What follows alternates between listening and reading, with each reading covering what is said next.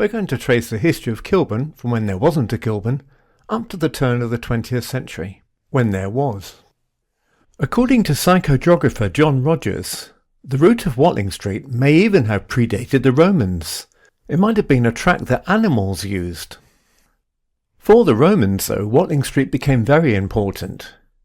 It led from Londinium to Verulamium and beyond. But after the Romans left Britain, Watling Street fell into disrepair. It became just a track leading through dense woodland. What later became Middlesex was just a big forest. A number of rivers traverse the landscape, and on this map we've marked the Westbourne. The Westbourne, one of the long-buried rivers of London, gave its name to a number of suburbs. And we're going to backtrack to one of these suburbs, Kilburn.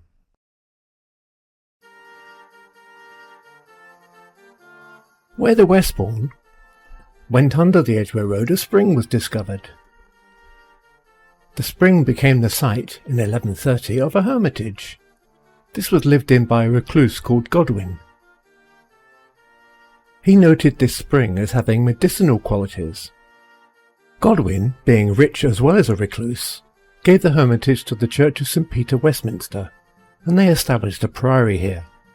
The priory was in fact established for 3 pious ladies-in-waiting, Emma, Gunilda and Christina, ladies-in-waiting of Queen Matilda of Scotland.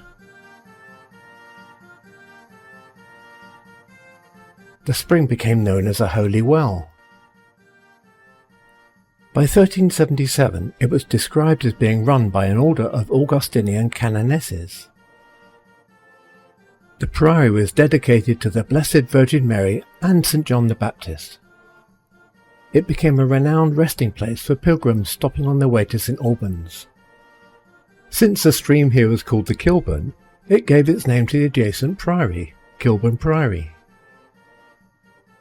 The river supplied the priory's moat and provided the inhabitants with water and fish. After the dissolution of the monasteries in 1536, the building was destroyed. Priory lands incorporated a guest house, which may have constituted the basis of the Red Lion Inn.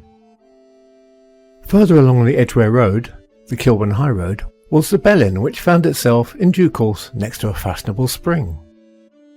Indeed, locals with a priory long gone rediscovered the spring. It contained properties similar to Epsom salts, and gave rise to spas and pleasure gardens, including the Kilburn Wells.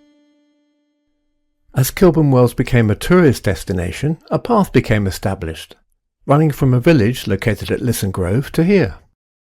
Despite the disappearance long before of the priory, the fields were still known as Abbey Fields, and in 1829 the path was finally made up into a road, and it was called Abbey Road. The spread of London was getting ever closer. Kilburn Wells fell out of fashion, and local landowners decided to cash in, especially once a horse omnibus was established along the Edgware Road. This sudden accessibility turned the northern end of Abbey Road from fields to housing after the 1860s. The development of Kilburn was then helped a lot by the coming of the railway. Some of the wackier road names of the area came from one of the local landowners, the Powell Cottons, who had an obsession with Kent. Quex Road, for instance, linking the Edgware Road and the current top of Abbey Road, is seemingly obscure as a name, but it's after Quex Park in Kent, the family estate. There's a Muttricks Road and an Ackle Road too. Many players of the card game Bridge know what Ackle is. It's the moniker for the world's most notable bridge bidding system. But it's not an acronym. Instead, it's named after the Ackle Bridge Club, formerly based at 15 Ackle Road. It was developed by a group of distinguished bridge players including Jack Marks and S.J. Skid Simon.